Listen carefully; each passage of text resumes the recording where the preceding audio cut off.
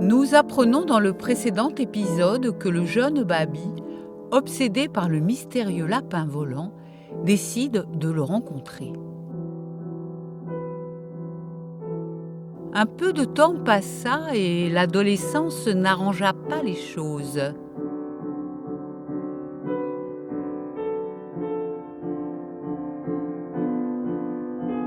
Ce qu'il ignorait, faute de l'avoir déjà vécu, c'est qu'il était tombé amoureux du fabuleux lapin volant.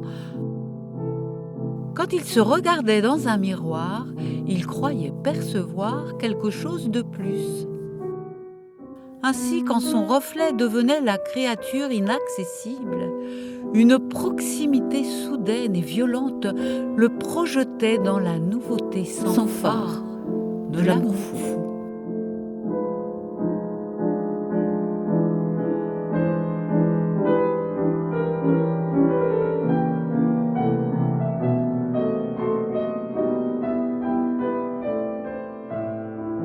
Ça avait commencé par des signes fugitifs qui se nourrissaient d'ombre, des éclats dans son champ de vision, en bordure puis devant.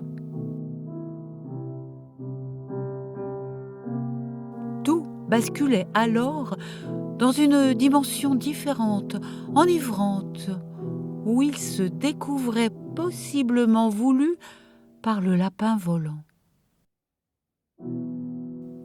Mais parfois aussi le doute venait flétrir l'espoir auquel il tenait si fort.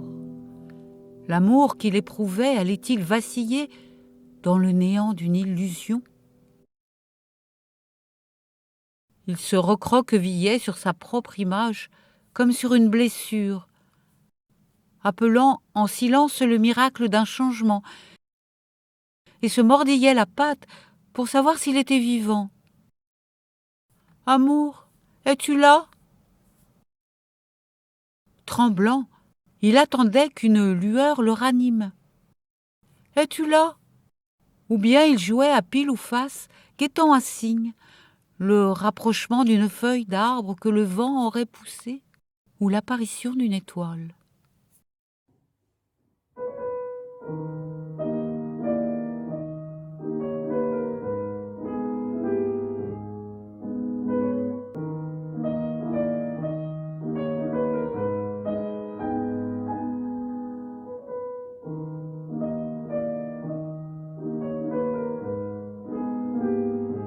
De leur côté, les parents n'étaient pas sans remarquer l'étrangeté grandissante de leur fils.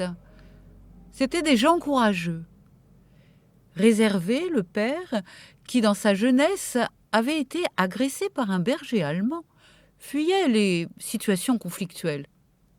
Mais paradoxalement, ce lapin posait un regard critique sur son épouse quant au fait qu'elle cédait aux caprices du petit. « Il finira par te bouffer », était une phrase de réservé. Du coup, Rose, ne sachant comment bien faire pour n'effarer ni le père ni le lapereau, avait rétorqué.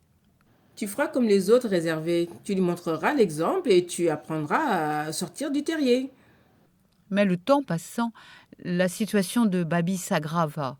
Un jour, le dilemme fut clairement exposé. Réservé commença. « Ça ne te gêne pas, toi? Le temps qu'il passe dans la salle de bain? Il ne faut pas avoir envie de se laver les dents.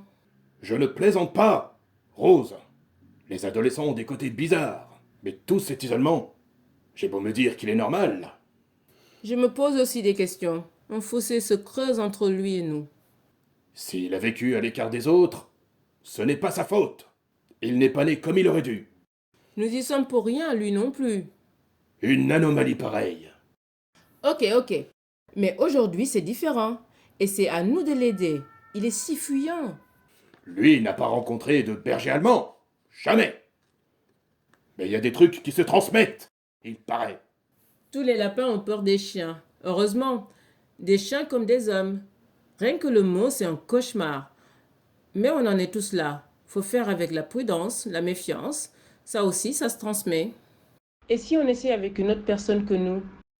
Qui ça? Je ne vois pas. Un psy. Quelqu'un qui a de l'expérience et qui saurait évaluer son état. qui trouverait des idées pour le ramener à une vie normale. Tu y crois, toi? Au psy? J'en sais rien, j'ai pas essayé. Mais si on n'agit pas, un jour, il sera trop tard. Qu'est-ce qu'on fera alors? On peut pas le laisser comme ça. Et c'est ainsi que les parents, désarmés, prirent la décision d'amener Babi chez le psy. Babi, vous vous posez, au fond, les questions existentielles et métaphysiques de votre âge. Vous n'êtes pas sûr de votre vie, voilà tout. Et c'est bien normal. D'un adolescent, que connaissez-vous de l'existence? Vous ne croyez que l'amour va sauver le monde?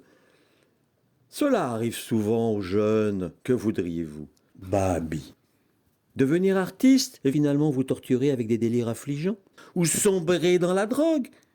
Vous savez, moi aussi, j'ai cru, adolescent, et parfois encore, moi aussi, qu'effectivement, cette créativité, cet amour entre les êtres qui unirait... Mais bon, soyons raisonnables. Nous allons vous calmer. Il faut revenir à vous-même. Vos parents vous aiment et ils veulent votre bien. Ils savent ce qui est bon pour vous. Ils vous ont amené jusqu'à moi. Revenons à la Babi se demanda s'il vivait un cauchemar. et vous Comment rentrerez mes dans le papa-maman peuvent-ils m'ignorer autant? Vous vous Veulent-ils me modifier? Veulent-ils me modifier, moi? physique de votre âge. Même si je ne vole pas, Vous n'êtes que pas je ne sûr sais de pas votre voler, vie, voilà si tout. je n'ai pas trouvé la C'est bien clé, normal. je sens bien Un que je vole en adolescent. moi. Ce sont des Que étrangers. connaissez-vous de Le vol est en moi, Vous ne croyez inabouti, me feront que mal. latent. l'amour va sauver le monde. Ils ne m'aiment plus. Moi Le aussi, vol est en moi. souvent aux Nous allons jeunes. vous calmer. Que voudriez-vous? Nous allons vous Babi. J'ai peur d'eux. Ce sont des étrangers. Une solitude amère l'envahit.